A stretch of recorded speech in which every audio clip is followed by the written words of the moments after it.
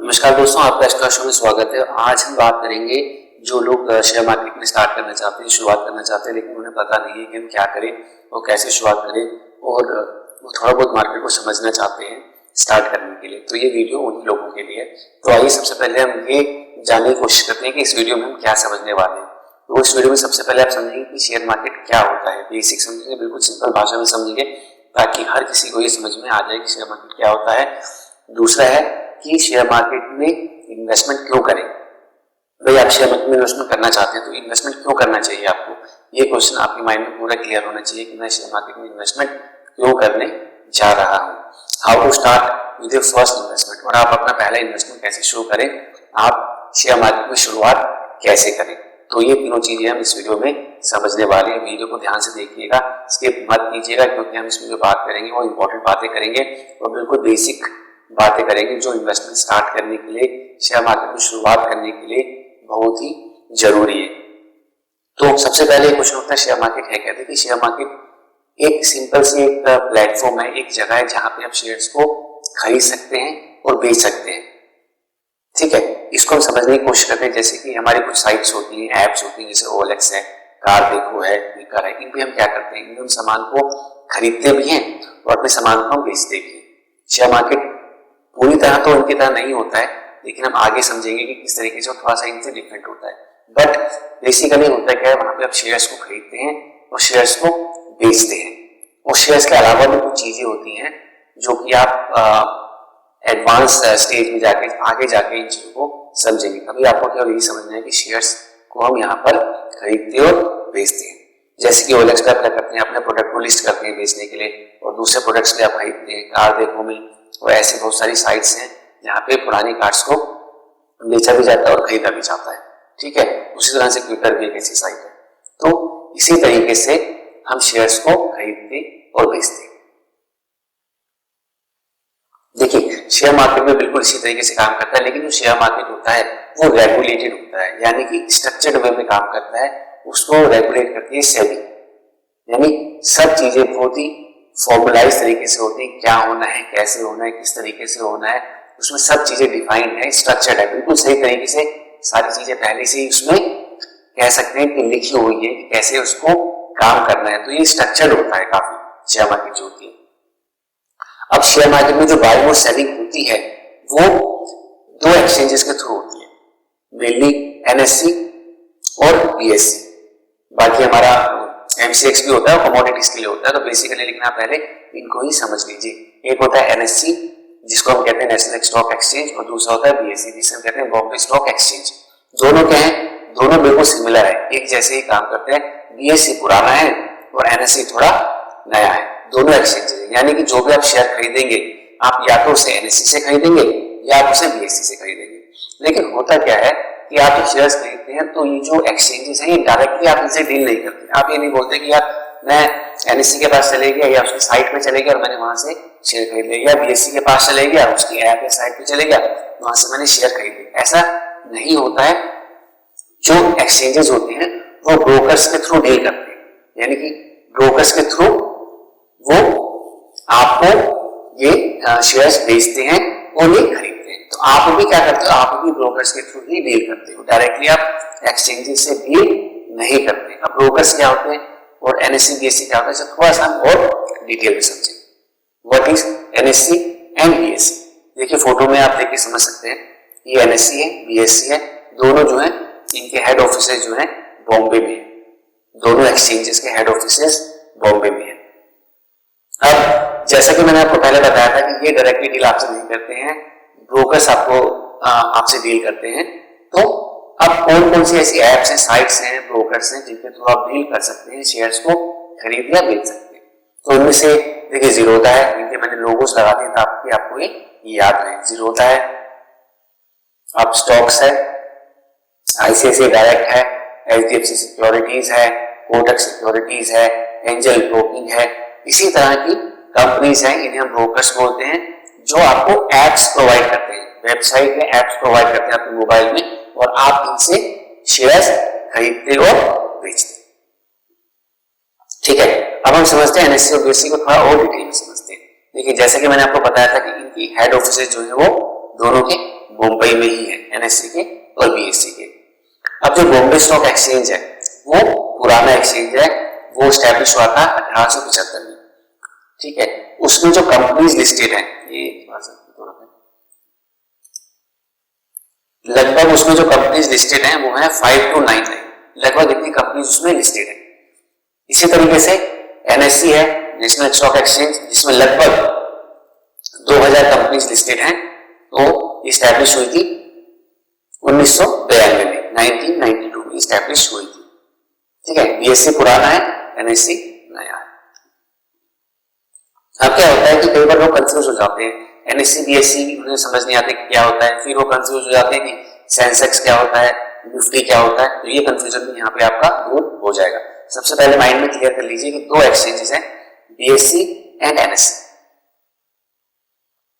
अब क्या होता है कि जो बीएससी है, बॉम्बे स्टॉक एक्सचेंज है, उसको दिखाए कैसे, उसका मापदंड क्या हो कि वो घट रहा है, बढ़ रहा है। उसमें तो कंपनी बहुत सारी, लगभग आपने देखा 5300 के आसपास कंपनीज है, तो क्या उन सबको लिया जाता है? नहीं, उन सबको नहीं लिया जाता। उसमें से केवल 30 कंपनीज को सिलेक्ट करके एक बेंचमार्क बना दिया है, बेंचमार्क इंडेक्स बना दिया है, जिसको हम कहते हैं सेंसेक्स। तो उस सेंसेक्स से इसे हम नापते हैं, घट रहा है, बढ़ रहा है। जब हम बात करते हैं तो सेंसेक्स की बात करते हैं। अब उस सेंसेक्स में 30 कंपनीज होती है। जैसे कि आप इसको एग्जांपल से समझ सकते हैं कि मान लीजिए कि आप साइंस के स्टूडेंट हैं, ठीक है, आपके पास 5-6 सब्जेक्ट्स थे, लेकिन जब आपको फर्दर ग्रेजुएशन करनी है, पोस्ट ग्रेजुएशन करनी है, तो आपके जो सब्जेक्ट्स काउंट होते हैं वो पीसीएम काउंट होता है, यानी 3 सब्जेक्ट्स काउंट होते हैं, उन्हीं के मार्क्स कैलकुलेट होंगे और उनसे आपकी परसेंटेज निकलती है, ना कि सारे सब्जेक्ट्स को लिया जाता है। तो उसी तरीके से जो सेंसेक्स होता है उसमें क्या होता है, 30 कंपनीज ली जाती हैं, उन कंपनीज के मूवमेंट के हिसाब से, ऊपर नीचे जाने के हिसाब से हम कहते हैं कि सेंसेक्स ऊपर नीचे जा रहा है। इसी तरीके से एनएससी में भी क्या है, कंपनीज तो काफी है, 2000 कंपनीज है, लेकिन उनमें से क्या करा है, 50 कंपनीज को सिलेक्ट करा है, तो उसका एक बेंचमार्क इंडेक्स बनाया है, जिसे हम कहते हैं निफ्टी 50, जिसे हम कहते हैं निफ्टी 50, यानी कि 50 कंपनीज के मूवमेंट से हम उसको नापते हैं कि आज निफ्टी ऊपर जा रहा है, निफ्टी नीचे जा रहा है। तो आप जब न्यूज में सुनेंगे या कहीं पढ़ेंगे तो वहां पे आप पढ़ेंगे सेंसेक्स और निफ्टी, यानी कि सेंसेक्स क्या है, बीएससी का बेंचमार्क इंडेक्स है, और निफ्टी क्या है, निफ्टी 50, वो है एनएससी का बेंचमार्क इंडेक्स। तो आपको ये क्रिस्टल क्लियर होना चाहिए क्या है। अब देखिए, मैंने आपको एक सिंपल सा एग्जांपल यहाँ पे शो किया। मान लीजिए कि आपने कोई शेयर लिया, 500 क्वांटिटीज उसकी ली, आपने 500 क्वांटिटीज ली, 500 क्वांटिटीज आपने ली उस शेयर की, आपने 100 रुपए में खरीदा और आपने 110 रुपए में सेल कर दिया, यानी कि आपने एक शेयर में 10 रुपए कमाए। 500 क्वांटिटीज ली, 100 रुपए में खरीदा, 110 रुपए में बेच दिया, यानी कि एक शेयर में आपको 10 रुपए का फायदा हुआ, 500 शेयर में आपको कितने का फायदा हुआ, 5000 का फायदा हुआ। लेकिन क्या होता है कि जो भी आप प्रॉफिट कमाते हैं वो सारा प्रॉफिट आपको नहीं मिलता है, कुछ चार्जेस आपको देने पड़ते हैं, वो आपको मोटा मोटा पता होना चाहिए। देखिए, ये मैंने यहाँ पे दिखा रखा है जितने चार्जेस आपको लगते हैं, जैसे आपको ब्रोकरेज लग जाती है, एसटीटी लगता है, एक्सचेंज ट्रांजैक्शन चार्जेस लग जाते हैं, जीएसटी हो गया, सेबी चार्जेस हो गया, स्टैंप ड्यूटी हो गया, तो इस तरह से टोटल चार्जेस आपके लगते हैं। और आपका जैसे प्रॉफिट यहाँ पे था 5000 का, तो यहाँ से लगभग आपके 60 रुपए के आसपास आपके चार्जेस कट गए, आपको केवल मिले 4942। तो आपको ये पता होना चाहिए बेसिक्स की, आपको पूरा प्रॉफिट नहीं मिलता है, कुछ चार्जेस आपको पे करने पड़ते हैं। अब देखिए, एनएससी बीएससी की बात हम कर रहे हैं, तो हमें ये समझना जरूरी है कि इनकी हिस्ट्री क्या रही है, इन्होंने पास्ट में कैसा परफॉर्म किया है, इसको हम समझने की कोशिश करेंगे। देखिए, सबसे पहले हम समझते हैं निफ्टी को। निफ्टी जो है 1996 में लगभग निफ्टी जो है 846 के आसपास था, और आज 2022 में, हम नवंबर 2022 की बात करें तो ये लगभग 18600 के आसपास है। इसको चार्ट में आप देखिए, चार्ट देख के आपको पता लगेगा। देखिए, ऊपर ऊपर ऊपर, बीच में कहीं कहीं डिप आते हैं, बीच में डिप आए हैं, लेकिन फिर ये ऊपर की चाल पकड़ लेते हैं। देखिए, डिप आया फिर ऊपर, यहाँ पे डिप आया फिर ऊपर, ये डिप आया फिर ऊपर, तो कंटिन्यूसली ये ऊपर ही जाता रहता है। ये देखिए, लगभग ये 800 से 900 के आसपास था जब ये स्टार्ट हुआ, तो आज ये 18600 के आसपास है 2022, नवंबर 2022 में। इसी का परसेंटेज टर्म्स में भी देख सकते हैं कि कैसा ग्रो हुआ है, 1500% से भी ज्यादा ही ग्रो हुआ है जब से शुरू हुआ है। इसी तरीके से हम देखेंगे सेंसेक्स की परफॉर्मेंस। ठीक है, सेंसेक्स जो था 2003 में लगभग 3300 के आसपास था और आज ये लगभग 62,000 के भी प्लस जा चुका है। देखिए 62,000 के भी ऊपर जा चुका है। कंटिन्यूसली ये भी चार्ट देखेंगे, डिप आया उठ गया, फिर एक डिप आया फिर ऊपर चले गया, फिर एक डिप आया फिर ऊपर चले गया। तो हम कंटिन्यूसली ये देखेंगे कि लगातार ये ऊपर ही जा रहा है, बढ़ता जा रहा है। ठीक है, अब जब हमने बोला कि जो निफ्टी 50 है उसमें 50 कंपनीज होती है, तो वो 50 कंपनीज कैसे सिलेक्ट की जाती हैं? देखिए जो टॉप कंपनीज होती है, हर सेक्टर की टॉप कंपनीज, हर सेक्टर की टॉप कंपनीज को इसमें डाला जाता है निफ्टी 50 में। जैसे कि बैंक से निकाल के डाला जाता है, एचडीएफसी बैंक इसमें, आईसीआईसीआई बैंक इसमें, कोटक बैंक इसमें, एक्सिस बैंक इसमें, स्टेट बैंक ऑफ इंडिया इसमें। तो बैंक से भी कुछ है, इसी तरीके से फार्मा इंडस्ट्री से कुछ होंगे, इसी तरीके से ऑटो इंडस्ट्री से कुछ शेयर्स इसमें होंगे। तो सारे सेक्टर्स के कुछ चुनिंदा शेयर्स इस निफ्टी 50 के अंदर डाले जाते हैं। अब इनमें देखिएगा ये वेटेज भी आगे लिखी हुई है, यानी कि हर किसी शेयर की अलग अलग वेटेज है, हर किसी शेयर की वेटेज।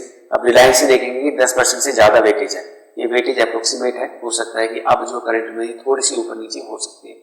तो रिलायंस से देखेंगे आप 10% है। उसी तरीके से बहुत कम भी है, ये देखिए इंडियन ऑयल की 0.40% भी है। तो अलग अलग वेटेज है, इनका जो भार है वो अलग है।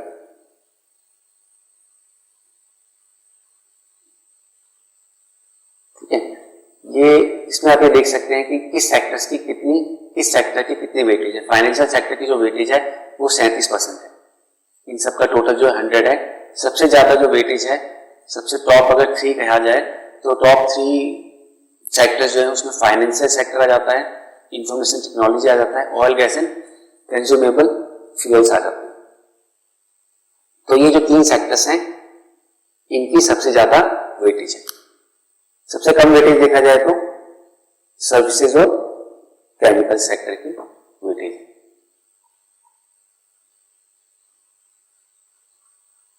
तो टॉप 10 वेटेज देखा जाए, टॉप 10 जो कंपनी है उनकी वेटेज में रिलायंस है, एचडीएफसी, आईसीआईसीआई बैंक है, इन्फोसिस है, HDFC, TCS, ITC, Kotak Mahindra, Larsen Toubro and axis bank.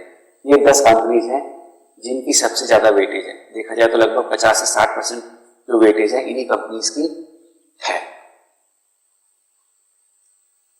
अब why to invest in share market, share market में इन्वेस्ट क्यों करें? देखिए इसके शेयर मार्केट में इन्वेस्टमेंट करने के कुछ बहुत बड़े फायदे हैं, उन फायदों के बारे में हम डिस्कस करेंगे। पहला फायदा ये है लिक्विडिटी। जब भी आप शेयर खरीदते हैं, आपको उसे बेचना है तो आपको ग्राहक नहीं ढूंढना पड़ेगा, आप इजीली उस शेयर को बेच सकते हैं। ठीक है, आप जैसे आप रियल एस्टेट में इन्वेस्टमेंट करते हैं, आप ग्राहक ढूंढते हैं, आपको समय लग जाता है, कई बार आपको जो होता है, या कोई भी चीज आप बेचना चाहते हैं तो आपको ग्राहक ढूंढने में समय लगता है, लेकिन यहाँ पे आपको समय नहीं लगता है। आपका जो भी आप चीज बेचना चाहते हैं, जो भी शेयर बेचना चाहते हैं, उसका जो करंट रेट चल रहा है उसका उस रेट पे सेल कीजिए, इजीली सेल हो जाता है। More return then FD in fixed income instruments, इसका जो रिटर्न होता है वो एफडी से ज्यादा होता है। एफडी में आपको जो रिटर्न मिलता है लगभग आज के डेट में देखें तो 6 से 7% आपको रिटर्न मिल रहा है, जो कि इन्फ्लेशन से अगर एडजस्ट करें तो वो कुछ भी नहीं होता है, यानी कि जीरो होता है। जितनी महंगाई बढ़ रही है उसके हिसाब से देखा जाए तो वो आपको जो रिटर्न मिल रहा है वो आपको जीरो मिल रहा है। तो शेयर्स में आप इससे ज्यादा रिटर्न कमा सकते हैं। Opportunity to invest in your favourite sectors. देखिए क्या होता है कि हर व्यक्ति कई बार उसके मन में आता है कि मैं कोई बिजनेस स्टार्ट करता हूँ, वो सोचता है बिजनेस स्टार्ट करने के, लेकिन नहीं कर सकता है। तो ऐसा आदमी क्या कर सकता है, वो उन कंपनीज में पैसा लगा सकता है जो कंपनीज उसी सेक्टर में उसी बिजनेस में काम कर रही है। मान लीजिए कि आप अपना गाड़ी का काम शुरू करना चाहते हैं तो आप ऑटो सेक्टर में पैसा लगा सकते हैं, आप फार्मा का काम करना चाहते हैं तो आप फार्मा सेक्टर्स में पैसा लगा सकते हैं, ऐसी कंपनी में पैसा लगा सकते हैं जो वही काम करती है। इसके अलावा आपको डिविडेंड्स भी मिलते हैं, बोनसेस भी मिलते हैं। टाइम टू टाइम कंपनीज क्या होती है, डिविडेंड भी अनाउंस करती है, आपको एक्स्ट्रा इनकम शेयर्स में मिलती है, बोनसेस भी मिलती है आपको। ठीक है, एक स्टोरी हम शेयर करेंगे जिसमें क्या था, एक स्टोरी आई थी जी न्यूज पे, जिसमें क्या था, रवि के दादाजी जिन्होंने 1990 में लगभग 20,000 शेयर्स खरीदे थे एमआरएफ के। ये एक स्टोरी है, इसका लिंक मैंने नीचे दे भी रखा है, आप इसको स्टडी कर सकते हैं, वीडियो भी देख सकते हैं। तो रवि के दादाजी ने 1990 में 20,000 शेयर्स खरीदे थे MRF के, उसके बाद वो कॉमे में चले गए और काफी समय बाद 2021 के आसपास उनको रिकवरी हुई। तो उन्होंने ये रवि को बताया, तो रवि ने फोन किया जी न्यूज में, तो ये स्टोरी शेयर हुई थी जिसमें कि 2021 में उन शेयर्स की जो वैल्यू थी वो थी 130 करोड़ रुपए और एक शेयर की कीमत थी MRF की 64,900 रुपए।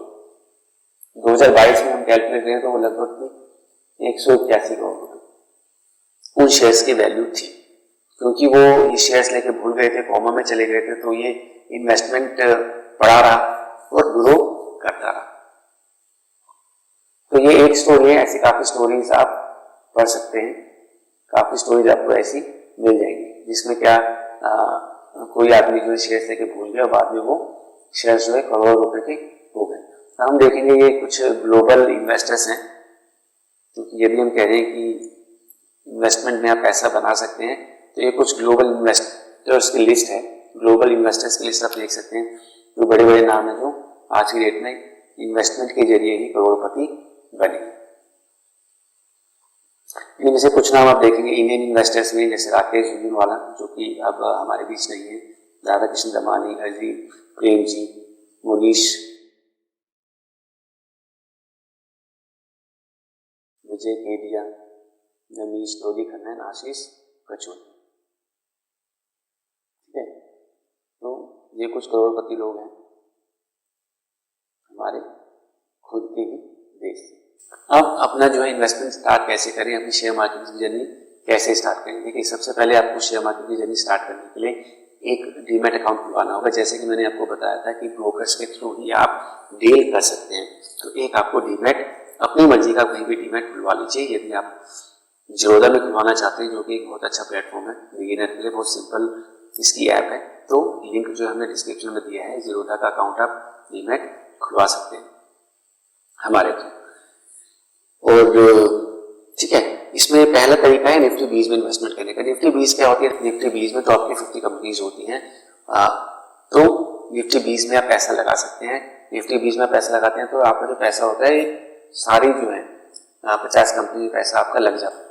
इसमें आपका जो रिस्क है वो काफी कम होता है, इसमें आपका रिस्क बहुत ही कम हो जाता है। इसमें रिस्क इसलिए कम होता है क्योंकि जो 50 की कंपनीज होती है, एक तो एक टॉप कंपनीज होती है, ठीक है, और उसके बाद क्या होता है, ये टाइम टू टाइम ये कंपनीज रिव्यू होती रहती है। यदि कोई कंपनी परफॉर्म अच्छा नहीं करती तो उस कंपनी को इस लिस्ट से हटा देते हैं, अच्छी कंपनी को इस लिस्ट में डाल देते हैं, तो ऑटोमेटिकली ये काम होता है। और निफ्टी 20 में इन्वेस्टमेंट करने का एक और फायदा है कि इसमें एक्स्ट्रा चार्जेस होते हैं, एडिशनल चार्जेस जो होते हैं वो बहुत कम होते हैं, इसमें एडिशनल चार्जेस बहुत ही कम होते हैं। ऐसे निफ्टी बैंक 20 भी होते हैं, इसमें बैंक के शेयर्स होते हैं, तो आप इसमें भी पैसा लगा सकते हैं। तीसरा है कि आप जो निफ्टी 50 होता है उसमें से कोई कंपनी सिलेक्ट कर लें, अपने मनपसंद सेक्टर की कोई कंपनी सिलेक्ट कर लें। मान लो आपको लगता है कि मुझे आईटी कंपनीज बहुत अच्छी लगती है, मुझे लगता है कि आईटी कंपनीज जो है आने वाले समय में और ग्रो करने वाली है, तो आप क्या कीजिए, निफ्टी 50 में जो आईटी कंपनीज हैं उनमें से कोई एक अपनी कंपनी पिक कर लीजिए, उसमें आप उसके शेयर्स आप ले सकते हैं। और चौथा ऑप्शन होता है कि आप अपने आप रिसर्च कीजिए, कंपनीज को देखिए, उनकी फाइनेंशियल स्टेटमेंट देखिए, उनको समझिए। एक्चुअली में डिफिकल्ट है, वो टाइम टेकिंग है, इसके बारे में हम एक सेपरेट वीडियो में डिस्कशन करेंगे कि ऐसे कैसे कर सकते हैं। यदि आप केपेबल हैं, आपको समझ है, तो आप ये कर सकते हैं।